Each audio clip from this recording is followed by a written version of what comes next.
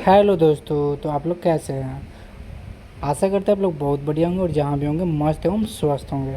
तो आज के हमारे नए टॉपिक में ये प्राचीन भारत के 90 महत्वपूर्ण प्रश्न जो एग्ज़ाम में बार बार पूछे जाते हैं उससे रिलेटेड इसमें क्वेश्चन रहेंगे।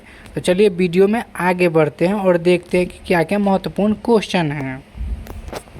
देखिए, हड़प्पा सभ्यता का समय कब से कब तक माना जाता है, यानी हड़प्पा सभ्यता जब हुई उसका समय कब से कब तक निर्धारित किया गया। तो 2350 ईसा पूर्व से 1750 ईसा पूर्व तक मान्यता प्राप्त दी गई है। ईसा पूर्व का मतलब हुआ है घटते क्रम में, यानी कि माइनस में घटते क्रम, जैसे कि -5, -4, -3, ये सब ईसा पूर्व में देखा जाता है, यानी घटते क्रम में। ये एक प्रकार से सीरीज है जो कि बढ़ते क्रम में ही है। हड़प्पा सभ्यता का क्षेत्र कितने किलोमीटर में फैला है? तो 12,99,660 वर्ग किलोमीटर में फैला हुआ है। मोहनजोदारो स्थल की खुदाई कब और किसने करवाई? तो 1922-23 ईस्वी में खुदाई करवाई। और किसने की? तो रखालदास बनर्जी ने की। अब अगला प्रश्न देखते हैं। अगला प्रश्न, हड़प्पा सभ्यता का पता कब और किसने लगाया? तो 19वीं शताब्दी में अंग्रेजों ने सर्वप्रथम पता लगाया था हड़प्पा सभ्यता की। जो 5 नंबर क्वेश्चन है, हड़प्पा स्थल की खुदाई कब और किसने करवाई? तो 1921 ईस्वी में दयाराम साहनी ने। हड़प्पा स्थल है वो मोहनजोदारो जो रखालदास बनर्जी थे। हड़प्पा में किसकी आराधना की जाती थी? तो मातृदेवी तथा पशुपति देव। मातृदेवी यानी कि मातृभूमि की पूजा की जाते थे।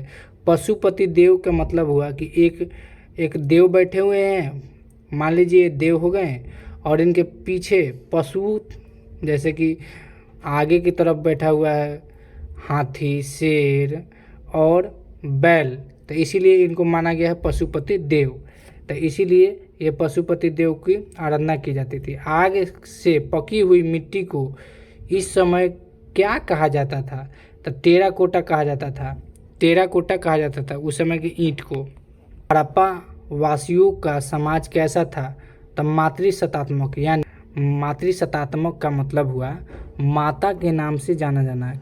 अभी जो हम लोग पितृसत्तात्मक है, जैसे कि पापा के नाम से जाने जाते हैं, उस समय क्या था कि माता के नाम से जाने जाते थे लोग। अभी भी हम आप और जो नानी के यहाँ चले जाएं तो वहाँ क्या होता है कि माँ के नाम से जाना जाता है। सभी लोग माँ के नाम से जानते हैं नानी के यहाँ। मनका निर्माण की फैक्ट्री कहाँ स्थित की गई? तो चनहुद्रो में की गई। किस खेल का प्रचलन हड़प्पा समय से था? तो शतरंज। शतरंज का खेल कब से चालू है? तो हड़प्पा। 11 नंबर जो क्वेश्चन है हमारा, हड़प्पा वासियों की सामाजिक व्यवस्था का मुख्य आधार क्या था? तो परिवार था। मुख्य आधार परिवार था। बिल्ली का पीछा करते हुए कुत्ते के पंजों के निशान कहाँ मिले हैं? तो सिंधु कालीन स्थल चनहुद्रो में मिले हैं। सिंधु कालीन चनहुद्रो में स्थान मिले हैं। अब 13 नंबर क्वेश्चन, खेत की जुताई के लिए किसका उपयोग किया जाता था? हल का प्रयोग किया जाता था। हड़प्पावासी किसे अपना पवित्र पक्षी मानते थे? तो फख्ता, ये जो फोटो में देख रहे हैं इसे पवित्र पक्षी मानते थे। कपास के उपज की पहली जानकारी कहाँ से मिली? तो हड़प्पा से मिली। स्वास्तिक किसकी देन है? तो हड़प्पा सभ्यता की। इस समय कौन से धातु मिलने के प्रमाण है? तो ये धातु मिले थे। अब देखिए, संधववासी मिठास के लिए किस चीज़ का इस्तेमाल करते थे? तो शहद का। शहद हनी बोलते हैं। हड़प्पा के समय व्यापार की कौन सी प्रणाली प्रचलित थी? तो वस्तु विनिमय प्रणाली। विनिमय का मतलब होता है हम वस्तु देंगे तो वस्तु लेंगे। विनिमय मतलब लेन देन होता है। हड़प्पा सभ्यता में शहरीकरण की प्रमुख विशेषता क्या थी? तो निकास प्रणाली। निकास प्रणाली का मतलब हुआ, निकास प्रणाली का मतलब ये हो गया कि वहाँ जो सभ्यता थी शहरीकरण, वहाँ रोड के बीच में एक नाला बना होता था, उसी रास्ते से पानी निकलता था। जैसे शहरीकरण में होता है कि शहर में नाले के जगह बहुत ही क्लीन होता है, वहाँ पानी भी नहीं टिकता है, वो आसानी से निकल जाता है। तो इस समय इस काल में मौजूद थी निकास की प्रणाली। 21 नंबर क्वेश्चन, हड़प्पा में लिपि और धर्म की जानकारी कहाँ से मिलती है? तो संदेहकालीन मुहरों से मिलती है। हड़प्पा में कहाँ विशाल स्नानागार के साक्ष्य मिले हैं? तो मोहनजोदारो में ये मिले हैं। चित्राक्षर लिपि को और किस नाम से पुकारा जाता है? तो बेंडोफ्रेंडम लिपि के नाम से पुकारा जाता है। इसे लिपि को किस तरह से लिखा जाता है? मतलब कि बेंडोफ्रेंडम लिपि जो है इसे किस तरफ से लिखा जाता था? बाईं से दाईं की ओर, यानी कि बाईं से दाईं की ओर का मतलब हो गया कि इस साइड से इस साइड की ओर लिखा जाता है। इस समय कौन सी लिपि प्रचलित थी? तो चित्राक्षर लिपि।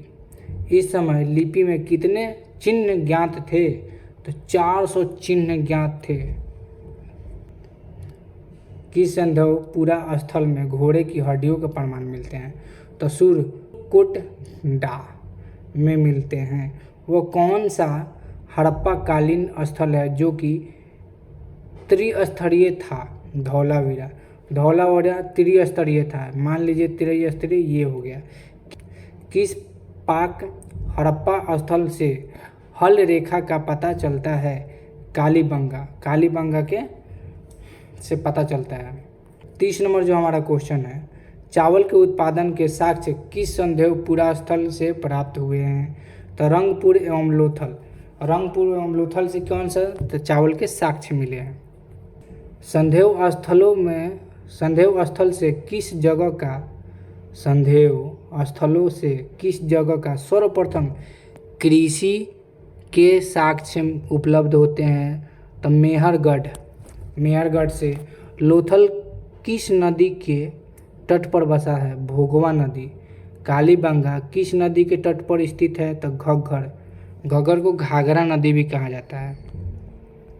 हड़प्पा सभ्यता का मुख्य बंदरगाह कहाँ था? तो लोथल में। किस संदेहपुरा स्थल से फर्श के निर्मित अलंकृत ईंटों का प्रयोग किया गया था? कालीबंगा में। वैदिक सभ्यता के निर्माता कौन थे? तो आर्य सब जो थे वैदिक सभ्यता के निर्माता थे। ऋग्वेदिक काल में प्रमुख राजकीय पदाधिकारी कौन था? तो पुरोहित लोग जैसे पंडित लोग को बोला था। गुप्त संवत की तिथि क्या है? तो 319 ईस्वी। हड़प्पा सभ्यता किस काल से संबंधित है? तो कांस्य युग। किसे धातु से सिंधु घाटी प्रचलित नहीं थे? तो लोहा। मतलब किस धातु से प्रचलित नहीं था सिंधु घाटी सभ्यता के लोग? तो लोहा से परिचित नहीं थे। मौर्य साम्राज्य का संस्थापक चंद्रगुप्त मौर्य। चरक कौन था? तो एक चिकित्सक था।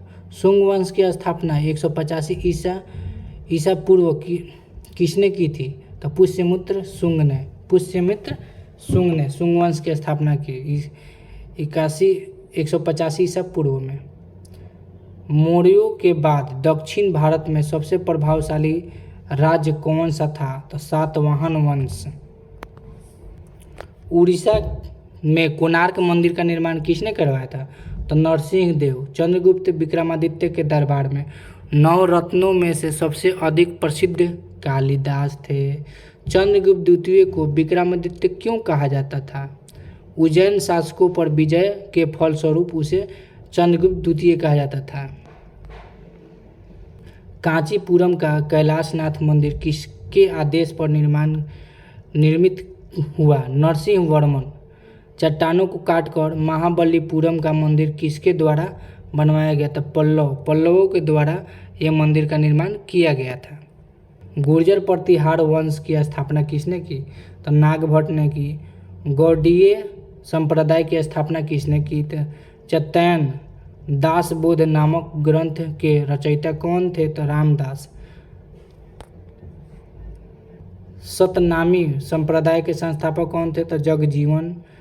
किन संतों को आलवर कहा जाता था? वैष्णव धर्म को जो मानते थे। राधा कृष्ण की भक्ति को लोकप्रिय बनाने वाले वैष्णव संत थे? तो चैतन्य संत थे। दक्षिण भारत का कौन सा राजवंश अपनी नौसैनिक शक्ति के लिए प्रसिद्ध था? चोल वंश। हड़प्पा सभ्यता के उत्खनन करता कौन? तो दयाराम साहनी 1921। सिंधु सभ्यता की लिपि बुस्ट्रोफेडन। सिंधु घाटी सभ्यता का नवीनतम स्थल धौलावीरा। सिंधु सभ्यता के किस स्थल से दुनिया का सबसे पुराना स्टेडियम मिला? धौलावीरा। सिंधु सभ्यता के महान स्नानागार कहाँ से प्राप्त हुए? तो मोहनजोदारो से। मोहनजोदारो की खुदाई से पता चला है कि तत्कालीन मकान पक्की ईंटों से बनाए जाते थे। पक्की ईंट उस समय बनाया जाता था, समझिए कितना विकसित था मोहनजोदारो। हड़प्पा सभ्यता के लोग किस पशु को परिचित नहीं थे? दरियाई घोड़ा से परिचित नहीं थे वो। सिंधु घाटी की सभ्यता के खुदाई में विशाल स्नानागार कहाँ मिला? तो मोहनजोदारो में। कौन सा पशु हड़प्पा सभ्यता में नहीं पाला जाता था? तो घोड़ा नहीं पाला जाता था, ये स्वतंत्र छोड़ दिया जाता था इसे। हड़प्पा के निवासियों द्वारा आयातित सबसे महत्वपूर्ण वस्तु क्या थी? धातु और बहुमूल्य पत्थर।